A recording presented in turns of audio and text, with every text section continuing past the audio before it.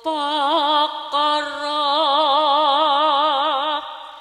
Karang lan Kitri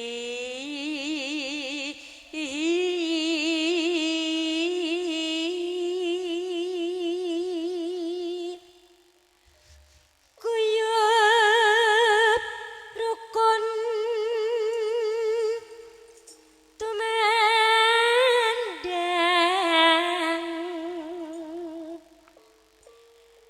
aseng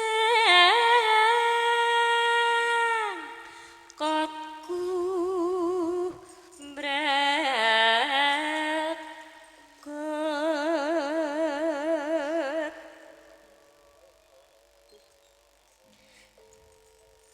tamat tata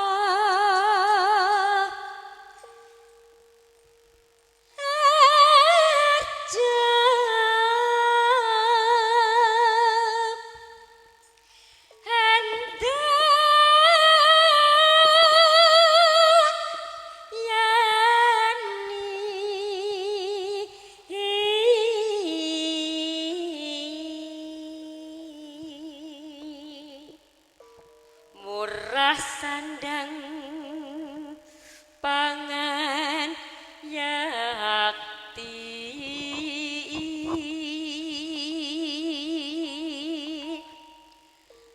Jrekutu desa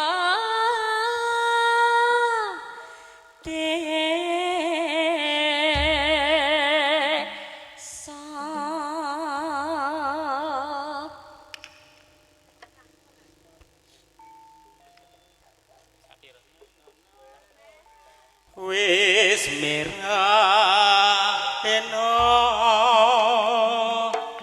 sumirat ing wetan parna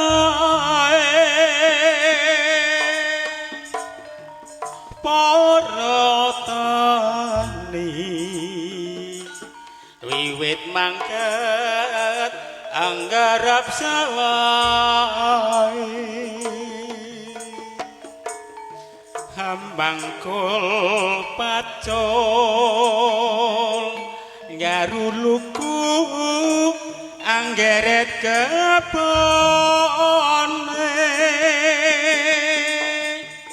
andeliti ngelur sulur dadak ana pedote monggo diajeng Yanti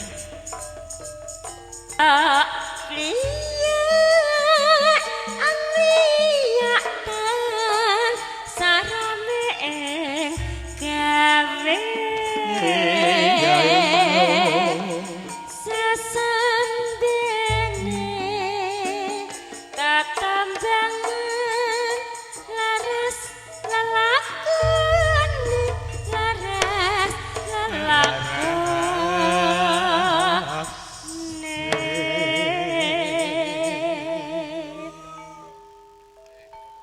monggo pedae wanci ngundha tikel pawetune subur makmur murah sandang pangan wegasane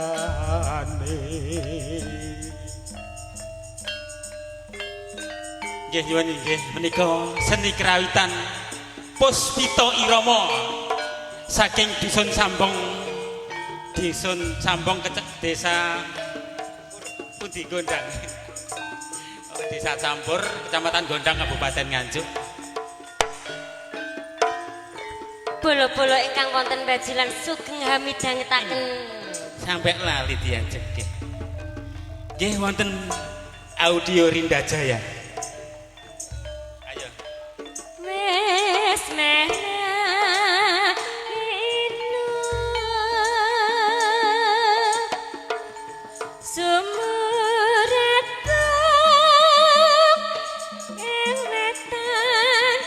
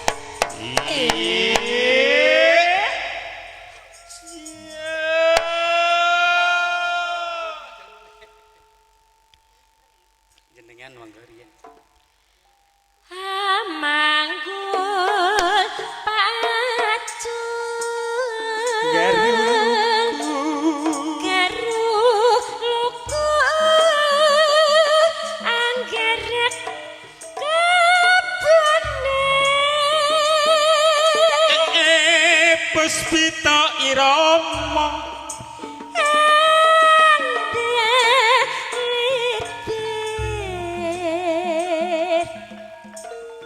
Beleng janur datang anak pedate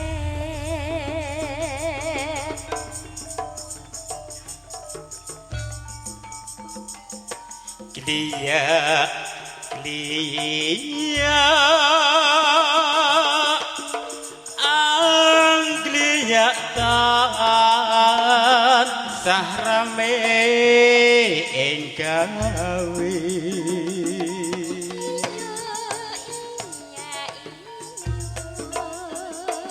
sesapine tetembangan laras lelakone laras lelakone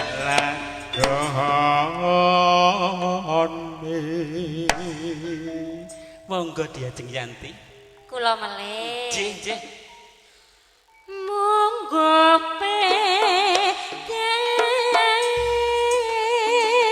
setel karo Rinda Jaya iki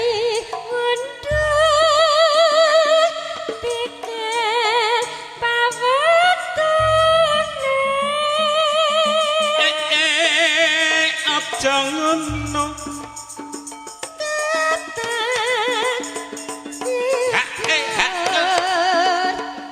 ya merasa dan tangan wekasane oke menika ingkang dipun sengkuyung video syuting Nadrodro ugi wonten Rinda Jaya Audio.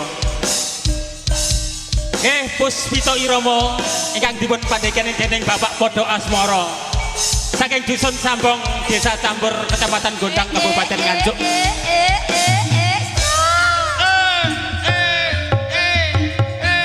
Nangis sajroning atiku nalika sliramu ninggalku sakjane kakang ki bakal ninggalne Yayi apa sliramu ra krasa aku kudu sambat karo sapa mosok arep sambat karo Mas Jablek rek tak sun rino lan wengi moga-moga Gusti ijabahi nggih Yayi mugi Gusti tansah ijabahi saka panenggonmu bisa kumpul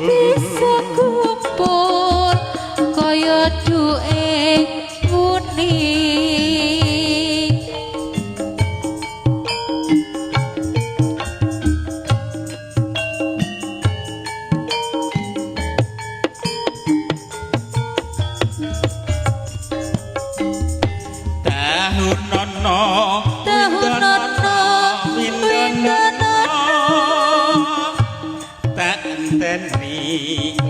ing pucuk ing tresna kemajen balung langka bebasane mong katon sliramu wae monggo Yayi suwun rino lan wengi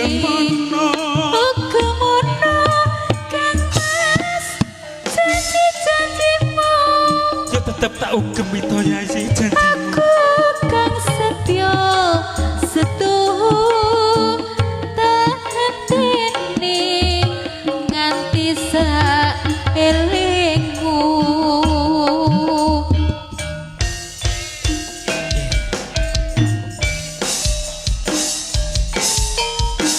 Puspita irama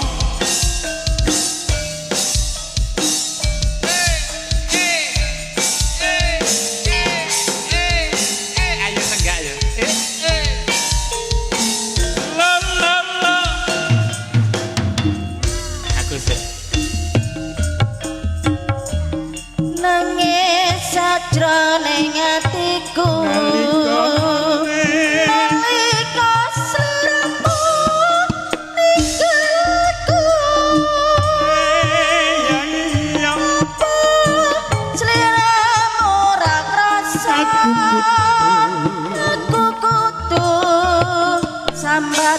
karo sapa sambap karo Mas Japle tak suwun rina lan wengi muga-muga Gusti ijabahi mugi Gusti tansah ijabahi ya Ji pananggonmu bali bisa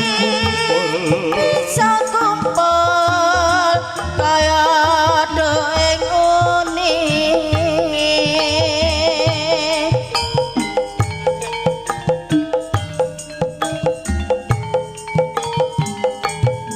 ayo Kang Mas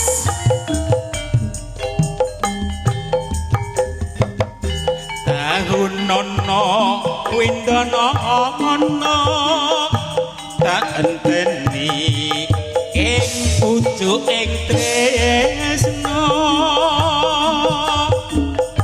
balung nangka bebasane mong katon katon sliramu wae monggo diajeng ruli aja lali pawelingmu gak bakal lali ya Ji Kemana Kang Mas janji-janjimu tetep tak ugemi janjiku ya Ji Kang sedak satu enteni nganti saelengmu Terus pamintaku nimasi dose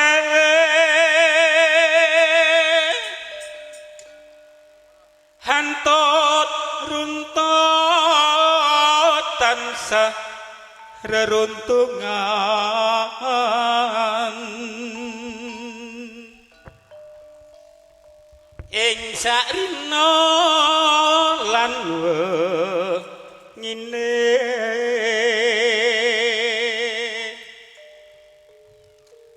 datang tinggang serambut lamun adoh caketing ati yen cedhak tansah mulat sida asih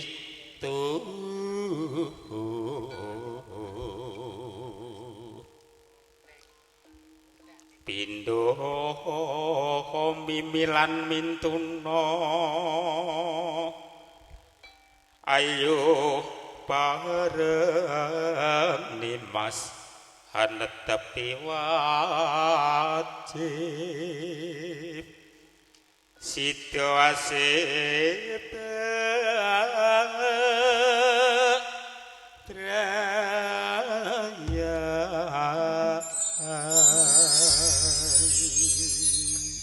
monggo diajeng Yanti diterusne nggih.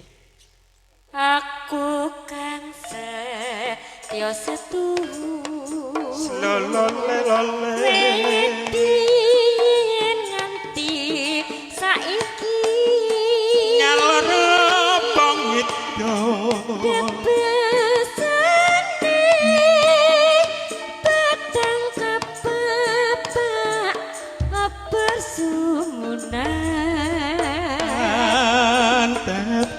andika pangayomanku jangan ngono lahir batinku wis nyata sing sayuk sing rukun mong sejake andika sae mule kurang rena tondo yapi vokalku mati masak sene rika rane kopi palet vokalnya lanang mati cek cek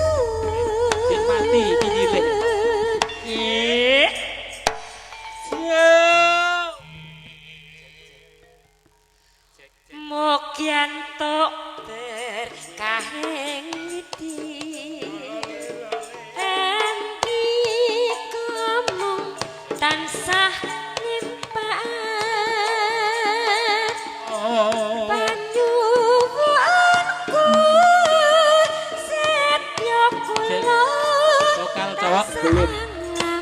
Lambi. Cek, cek. Cek.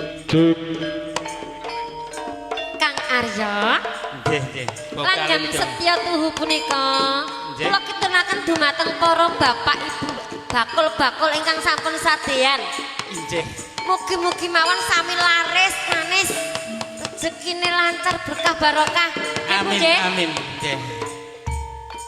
Jenengan Kang.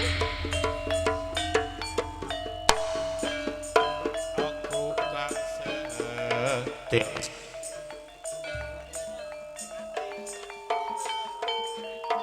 Wit biyen nganti saiki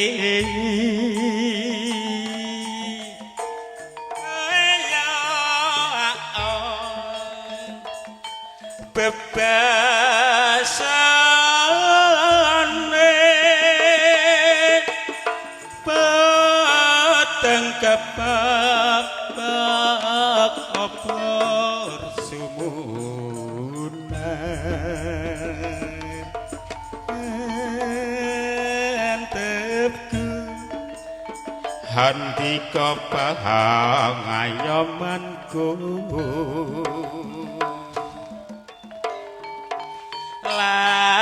lahir batinku wis nyata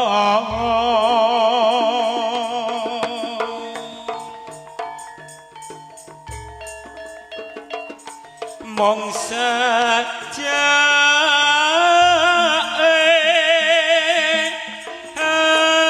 antika mune kurang retno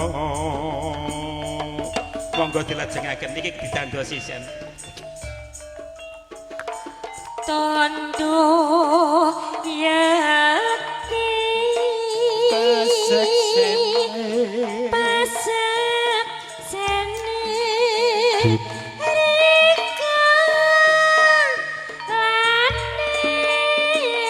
ditudung nganggopi pada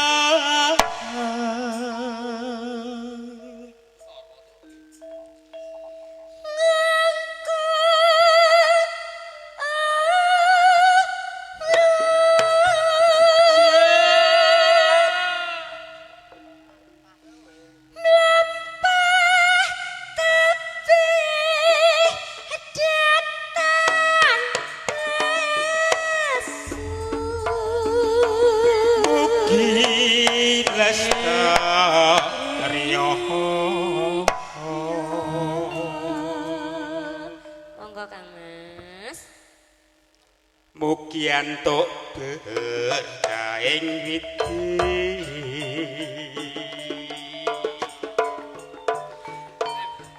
handika mung tansah limplang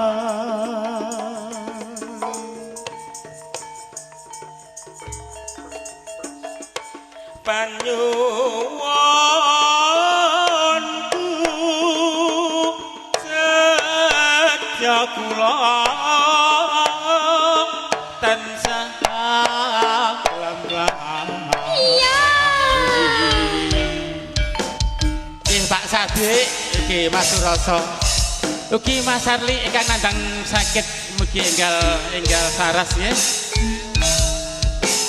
Nggih menika seni Puspita Irama saking Tlasah Dusun Sambong Desa Campur Kecamatan Gondang Kabupaten Nganjuk yang dipun dukung oleh audio syuting dan Rupro.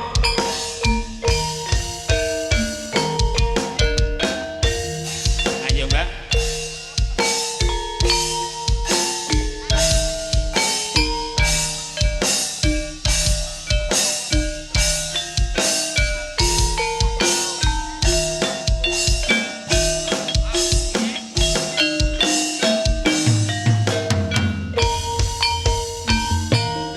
Monggo. Nadyan aku bocah gunung Tobat ngadunangku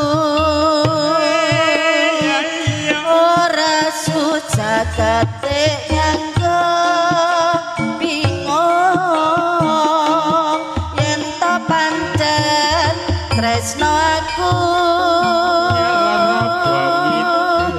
panceni sida dilakon ninggalke sliramu rarane yen bakal kelakon perpisahan karo aku. Ayo Kang Mas. Muga-muga aja nganti gawe-gawe gelo ngati nongo dunabekno ing rupetyo ala ya dik ya mas ya mas. Apa kowe ra kelingan dolane omahku Tetep kelingan diajeng ana latar padha lelungguhan kegojekan karo aku Puspita Irama hae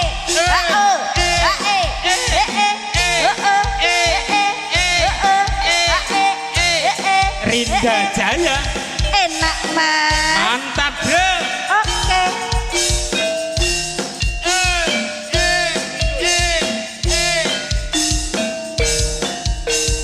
monggo jenengan riyen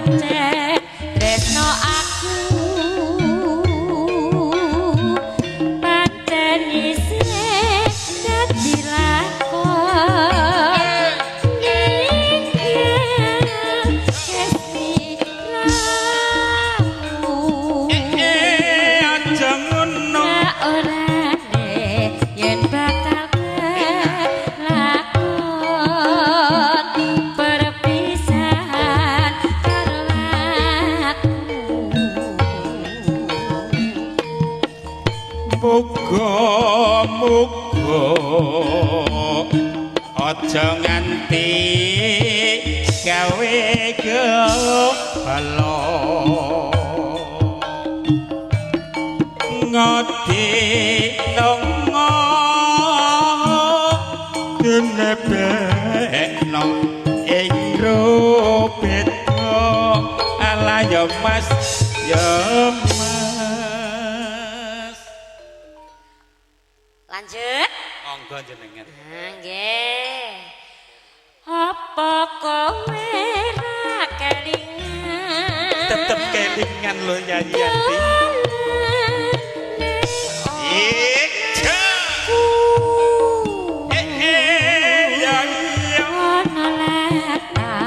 padha lelungguhan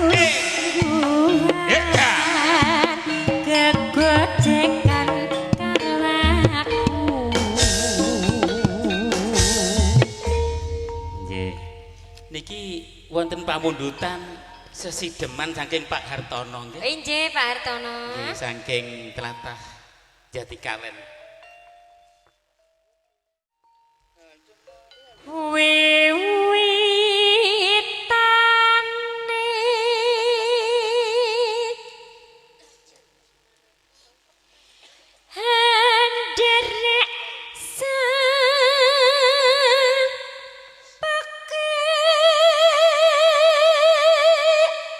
suwanten Mbak Yanti klorok-klorok Kang Mas saking tanggapan mergi nggih niki nggih Kang Aryo ngerti kok Mbak pancen padet banget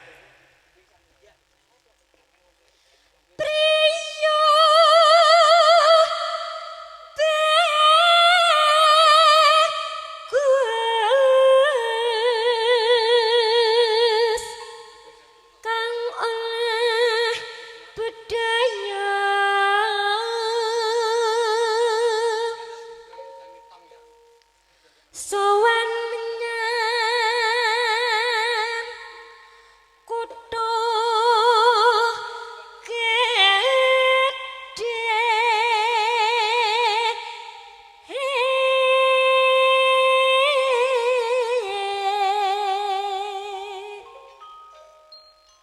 Ini Pak Sadik kok nggih mboten nyawer nggih. Monggo Pak Sadik.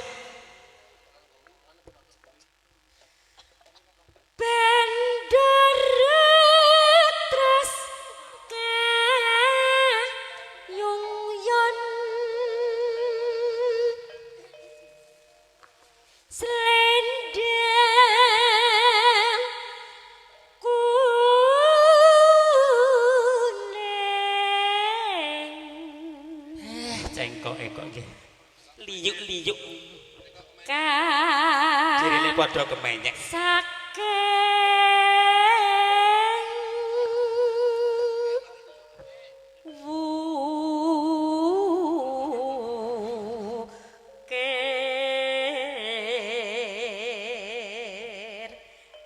Dikemenyek-kemenyekke ben boten ketingal gene flu ngoten lho ajeng kula niki. Nggih, mugi sing jualan wonten tlatah Bajulan mugi tansah pineren lancar sehat nggih. Amin. Tetep rukun sekeluarganipun nggih Pak Hartono. Swara kurang bermono ing wasis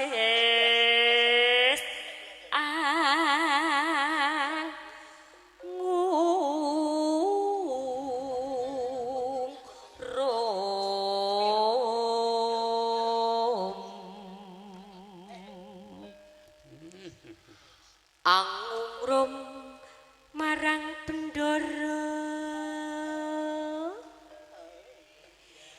tiasu les tiap pijer ngencangake alis terus tresno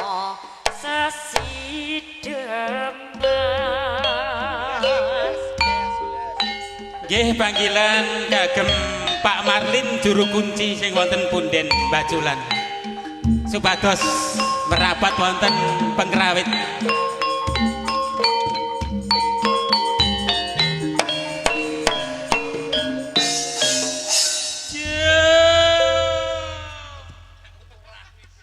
luwih becik paten nono timbang perpisahan rejekan selistya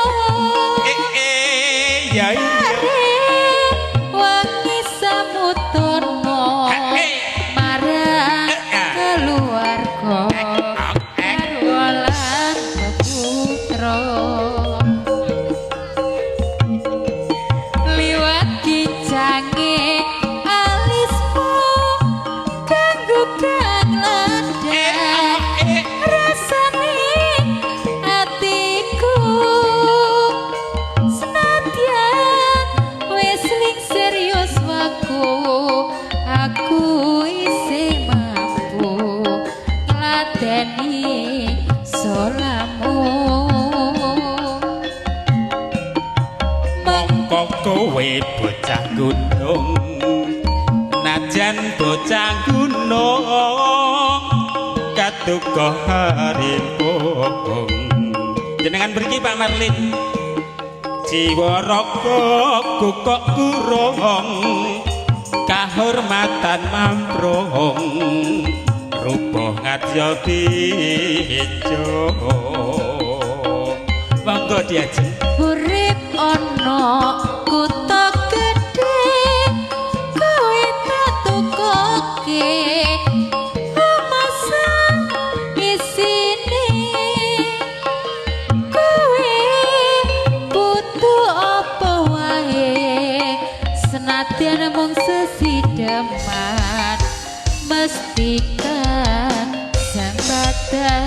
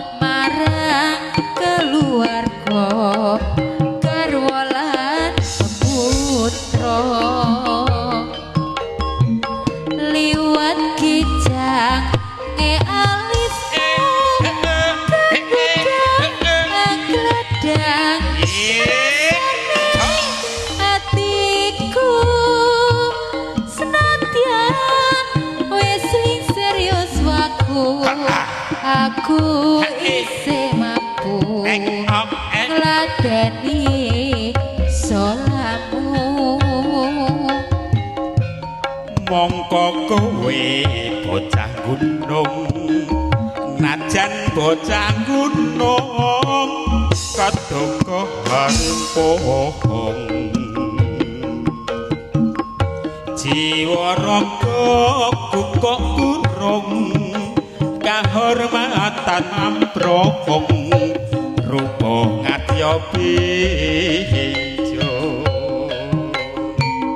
urip ana kutha gedhe kowe tak tukoke masa isine Rinda Jaya kowe butuh apa wae senadyan mung sesidaman mesti kasempatan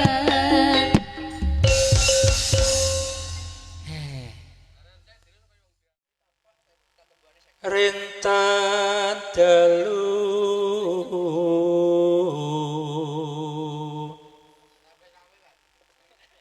tak sawangmu katon rangu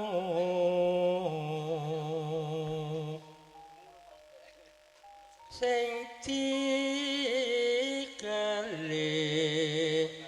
apa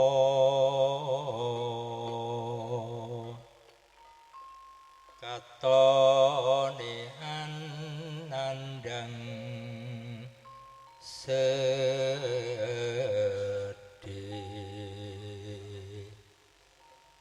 aja susah wong susah kembange lara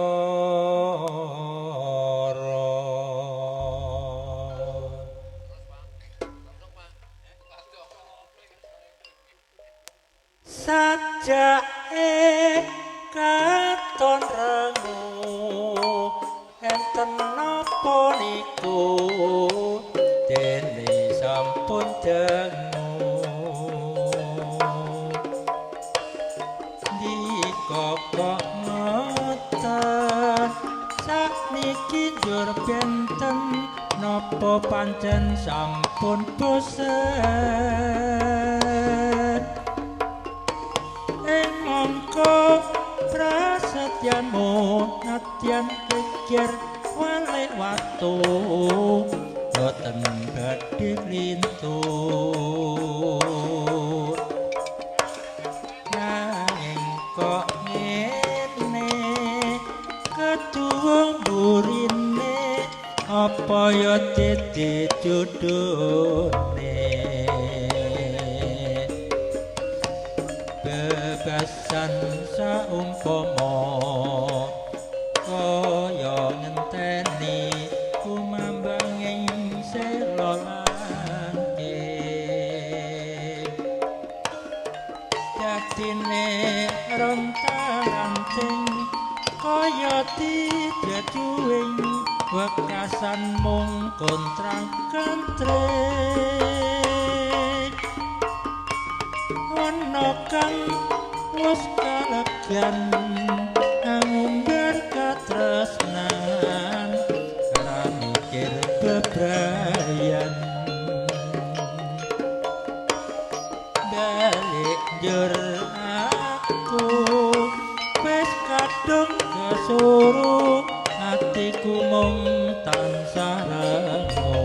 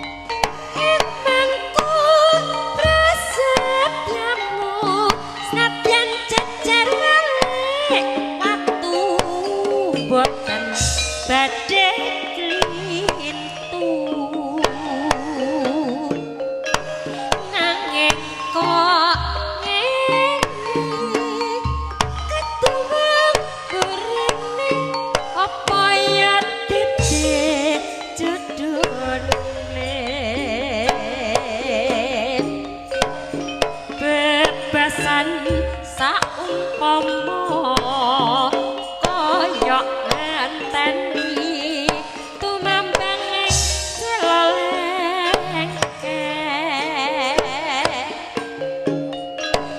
dadine kontrang-kantreng kaya dicecuwing wekasane kontrang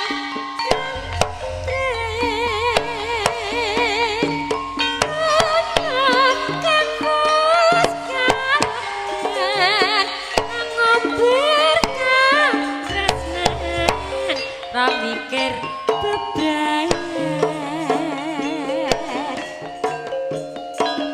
ngalek jur aku wis kadung kasuri atiku mangan sarengku Puspita Irama lho iki ayo Kang Arya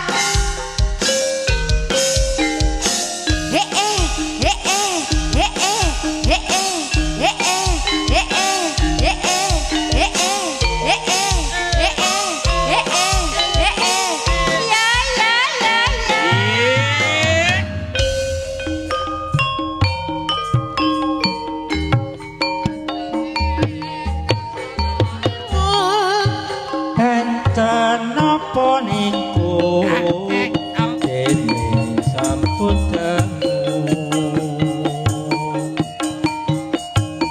di koko ngoten sakniki njur benten napa pancen sampun bosen engko prasetyan monatyan geger malih waktu boten badhe entuk nanging kok ngene ketuwung burine apa ya ditidudune kebasan saumpama kaya enteni kumandang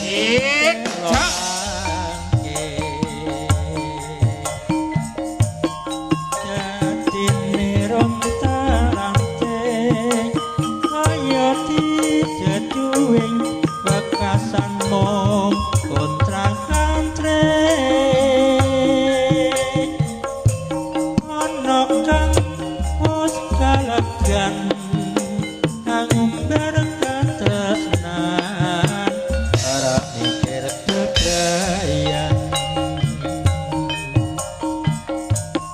balik jur aku wis kadung kesolo atiku mong dadi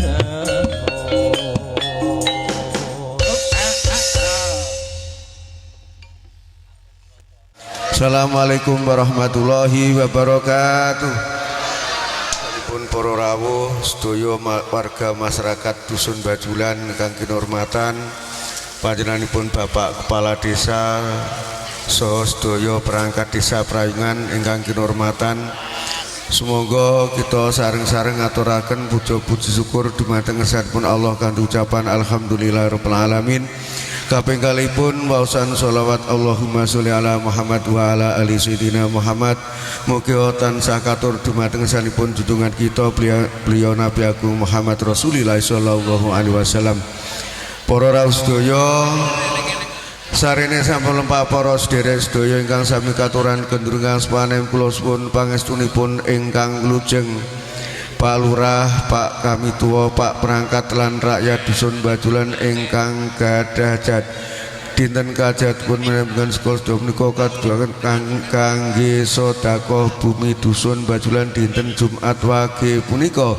Nggih mugi Gusti Allah taala mangsulana sandang pangan berkat kuat selamat sabab muli wiwitan lan pukasan sabab likal bakal cikal bakal ingkang bubak bumi dusun Bajulan mriki sabab memuli surya lan sasi taun lan widu dinten pitup kenan gangsal sabab memuli wali wolu songo tinaris dosa guru panutan kula panjenengan sedaya sabab memuli kang sampar kang sandung kang den garap serinten sedalunipun. Nggih mugi Gusti Allah taala mangsulana sandang pangan berkat kuat selamat. Nggih nyuwun selamat serinten sedalunipun, nggih nyuwun selamat saraja gadanipun, nggih nyuwun selamat sabale pemanipun. Malih nggih nyuwun selamat sangajeng sawingipun dinten kajatipun Pak Lurah, Pak Kamituwa, Pak Perangkat lan rakyat dusun Bajulan ingkang gadhah sedekah bumi dusun Bajulan dinten Jumat pagi punika.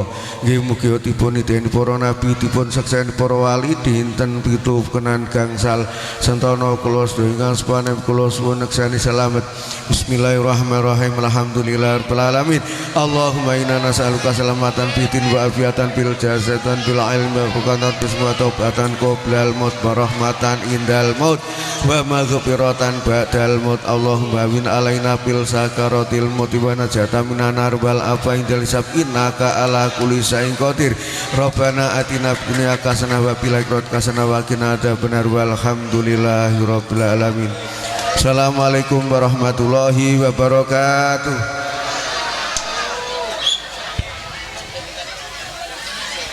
Nggih, monggo disekecakne, monggo kula aturi dahar. Nggih.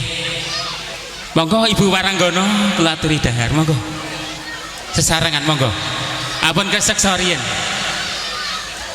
Nggih mangke bibaripun nambengan mangkin saged mriki kemalih nggih wonten punden saged derek langen beksa saking Puspita Irama Jaipongan Nganjuk. Nggih termasuk kru dari Kang Aryo.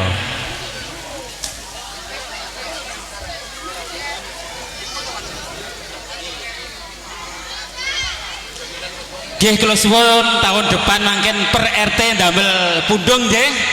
Nggih, kula suwun per RT nggih. Nggih, kula sebagai ketua panitia matur nuwun nuwun sanget nggih. Ya guyub rukun nggih. Pak RT-ne Pak Pur iki jan sebagai contoh nantinya. Heeh. Nggih kula suwun sauk tahun depan per RT ndamel pundungan rombongan kiambak-kiambak per RT ngoten mawon.